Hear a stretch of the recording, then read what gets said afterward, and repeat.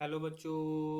हमारा प्रश्न है, निम्न में कौन सा तत्व अपरूपता नहीं दर्शाता है? Nitrogen, bismuth, antimony, arsenic. इसको तत्व कर ले। अगर बात की जाए इस प्रश्न की मुख्य अवधारणा की, तो मुख्य अवधारणा में हमें कुछ चीजों को समझना होगा।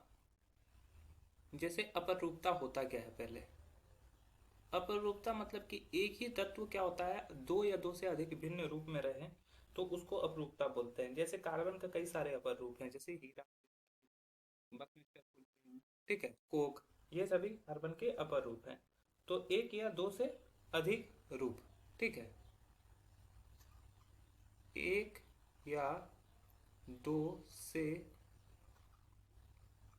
अधिक रूप को अपरूपता बोलते हैं।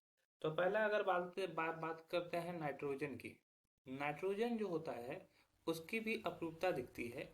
ये अल्फा नाइट्रोजन के फॉर्म में रहता है और बीटा नाइट्रोजन के फॉर्म में होता है। इसका दो अपर रूप दिखता है, अल्फा नाइट्रोजन और एक को बोलते हैं बीटा नाइट्रोजन। ये दो तरह का होता है। तो ये अपरूपता दिखाता है। तो ये हमारा सही उत्तर नहीं होगा, क्योंकि हमें चुनना है जो नहीं दर्शाता है। दूसरा है बिस्मिथ।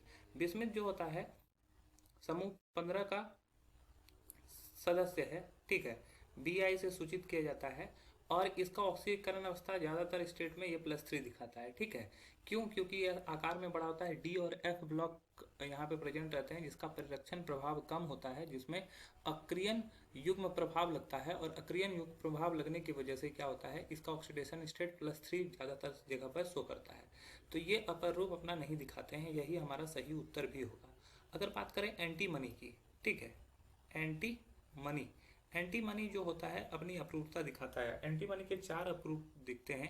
एक सफ़ेद रंग में पाया जाता है, एक काला होता है, एक धातु के रूप में होता है और एक अधातु के रूप में होता है। तो ये चार तरीका से ये पाया जाता है। इसके चार अपरूप हैं। और बात करें आर्सेनिक की, तो आर्सेनिक भी तीन तरह के अपरूप दिखाता है, ठीक है। इसका पहला अपर रूप जो होता है वो पीले रंग का होता है, दूसरा काला रंग का होता है और तीसरा भूरा रंग का होता है, ठीक है। तो ये भी अपर रूप दिखाते हैं, तो ये भी गलत हो जाएगा। तो हमारा जो सही उत्तर होगा वो हो जाएगा ऑप्शन बी। आशा है यह प्रश्न आपको समझ में आया होगा। धन्यवाद।